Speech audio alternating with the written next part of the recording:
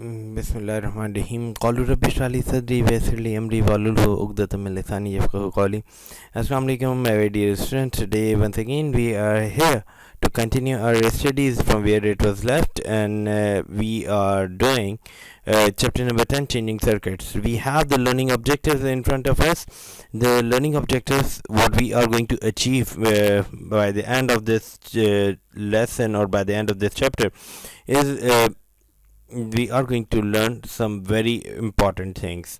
We are going to learn the ways in which the brightness of the bulb or the speed of the motors can be changed. Second thing is to construct a circuit that match up the descriptions given. The third one is to construct a circuit from the conventional current diagram of the working circuit. The next one is to examine the unfamiliar diagram to the simple circuit and explain how you know whether it will work when constructed. The next one is to try out a circuit and decide what to do, making sure that the comparison is fair. And last but not the least, to state whether your predictions was correct and make the generalization. For example, the thinner the wire, the dimmer the bulb. These are some of our learning objectives. Moving ahead with the topic number 1, that is electric current. Okay. In topic number 1, we are going to discuss and we are going to learn some of the basic terminologies like electric current, electric circuit, open circuit, and the closed circuit. The first topic is electric current. Okay, before we start this topic, let me just explain something to you. We know that the purest form of any material is called the element, and we know that when we see there are something there are some points which we haven't studied yet, but it is connected to the topic, so I will be very quickly explaining it to you, and we will be discussing in detail when we get back to the topic in detail. Like right now I am going to discuss about electrons and the formation of the current, or how the electric current produce. Okay, so we know that there are elements, and these elements are the purest form of any material, but the basic constituents of these elements are electron, proton, and neutrons. Okay, neutrons are the particles which do not carry any charge, you know that. Protons are the positive charges that stay into the nucleus alongside the neutron, and they are positively charged. And the electrons are the particles which revolve around the nucleus. Okay, so we know this thing, but there is something that we haven't discussed yet. That is about the revolution of electrons into their orbits. So this is something very new for you, and I will not be going in detail. But this is something that I need to tell you, because without explaining that, we cannot understand the current. These electrons are arranged into orbits. Okay, just remember that electrons are revolving in orbits, in different orbits. So now these electrons, some of these electrons are not paired. Okay, and they are considered as free electrons. Okay, they are excited. In simpler words, we can say that they are excited, they are agile, they are active. Okay, and they are considered as the free electrons. Okay, so these free electrons, the movement of these free electrons from one place to another place, that cause the motion of the electron, that forms the electric current. Okay, in simpler words, this is the simplest way I could explain it to you. Okay, so this produces the electric current, and obviously not all elements produce current. There are some particular elements which produce current. Okay, the electric current can pass through some special elements. Those elements or those material are called conductors, and we have some of its examples such as copper, silver and aluminum. Okay, I hope I have explained this. uh, Now let's discuss something very interesting. This is something I would like you to tell me. What comes to your mind when you look at these pictures? Don't worry that we are not escaping off our topic. We are not skating off our topic. We are staying with our topic. But these pictures are really connected to our topic. Okay, have a good look. Now this one. I know that you people might have played this Need for Speed, Need for Speed Carbon. Okay, so now what this is all about? What do you understand from it, or what comes to your mind when you look at these pictures? Yes, all right. Yes, the first thing is car and the races. Yes, you're very right with it. And the next thing is where these races are professionally carried out. Obviously, these are carried out on the racing tracks. Okay, and over here in Karachi, we know that we have some place. You people know it. The racetrack, the what we can call it, that is illegal, by the way, illegal racetracks, and we have number of accidents. You people know that it is a racing track near Dodaria. Okay, you people know that. Okay, but professionally, it is carried out on a professionally built racing track. Okay, now what is the other word for the racing track? Yes, racing circuit. This is called racing circuit. And how it is explained? It is explained as it is the mass start road cycle race. Means a lot more vehicle.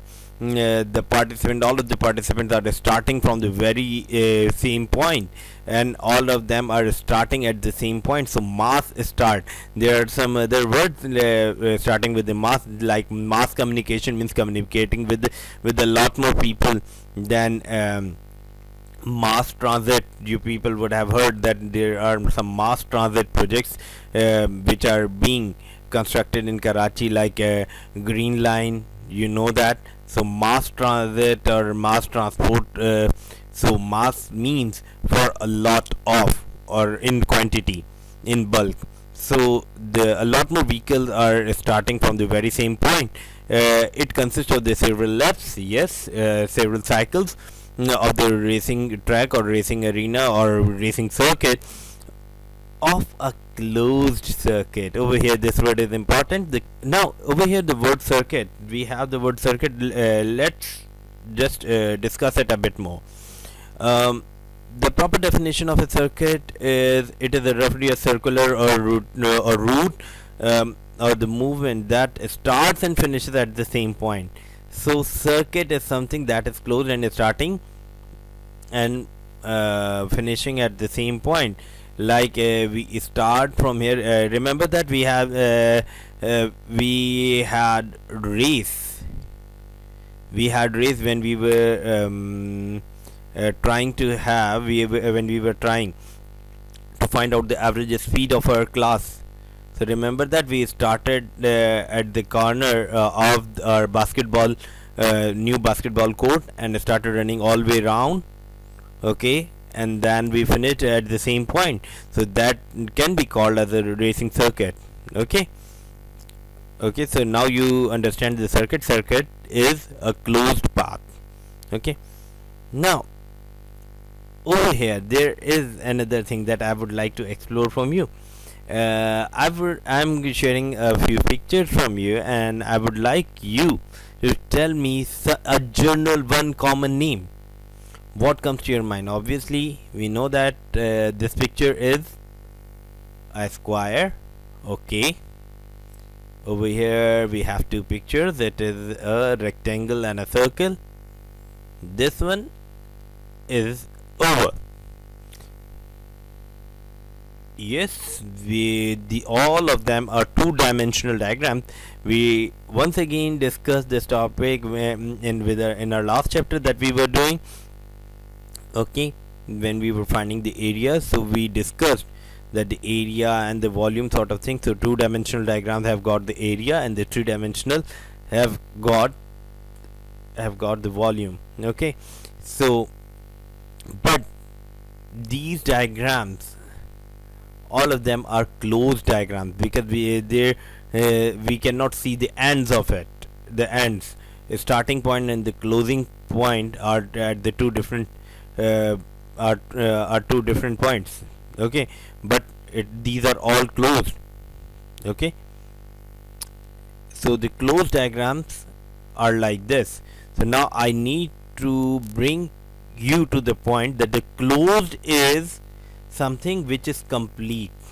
Okay, starting from the square, when you see the top left corner, starting going to the right and going to the down, and then moving towards the left, and then coming up to the very same point. Exactly, all goes to all of these diagrams. So all of these diagrams are the closed diagrams. Now it has become very easy for us to understand the path through which the current flows.